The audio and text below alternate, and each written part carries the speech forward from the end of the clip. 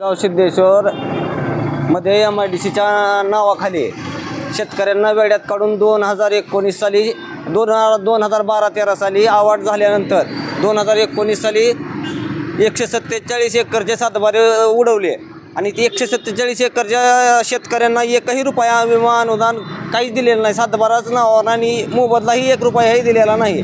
ह्याच्या निषेधार्थ आम्ही आज 3रा दिवस इथे उपोषणाला बसलो. तरी आजपर्यंत आमची प्रशासनानं कुठल्याही प्रकारची दखल घेतलेली नाही. या लोकांनी शेतकऱ्याचं कसल्याही प्रकारचं गांभीर्य नाही. MIDC कधी मंजूर झाली? MIDC मंजूर झाली 2013 साली. त्यानंतर प्रकरण कसं कुठं चाललं काय? त्यानंतर त्यांनी 2019 साली जमीन संपादित केली. MIDC नावावर आजही आमचे सातबारे आहेत आणि आम्हाला एकही रुपया मोबदला दिलेला नाही. शासनाकडे मागणी काय केली होती का? त्याची काय दखल घेतली? आम्ही शासनाकडे बरीच मागणी केली.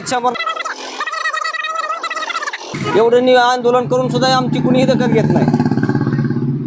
राजेंद्र पाटील, वडगाव सिद्धेश्वर येथील MIDCने अधिग्रहण केलेल्या जमिनीचा मावेजा मिळत नाही याबद्दल आंदोलन सुरू आहे. आमरण उपोषणचे 2018-19 मध्ये शेतकऱ्याच्या नावावरील सातबारे MIDCने कमी केले. त्याच्या निषेधार्थ आम्ही आंदोलन करत आहोत की आमचा जमिनीचा मावेजा द्यावा. आणि MIDCने कारण काय दिले की काही क्षेत्र दरीमध्ये आहे. त्यांनी ज्यावेळेस पाहणी केली त्यावेळेस त्यांना ती दरी दिसली नाही का? दरी आज उत्पन्न केली का आम्ही? त्याच्यावर 1,66,00,000 रुपये MIDCने खर्च केलेत, पाहणीचा आणि मोजणीचा खर्च. तो माझ्याकडे डिटेल आहे. तरी तेवढा खर्च करून सुद्धा यांना दरी दिसली नाही. आणि आत्ता दरी दिसते ज्यावेळेस मावेजा द्यायचा त्यावेळेस. आणि 80% लोकांना पेमेंट वाटप केलं आहे.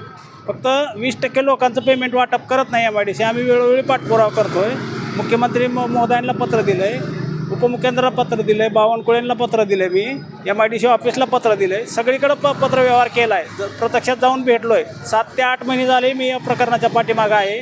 तरी शासन कुठलीही दखल घेत नाही. म्हणून आम्ही उपोषणाला बसलेलो आहे. आमची एकच मागणी आहे की एकतर तुम्हाला जमीन घ्यायची नसेल तर जमीन परत द्या आमची. हेक्टरी 4 लाख रुपयेप्रमाणे आमचं ज्यावेळेस तुम्ही सातबारावरनं नाव कमी केलं त्यावेळेसपासून आमची नुकसान भरपाई द्यावी आणि आमच्या जमिनी आमच्या परत कराव्यात.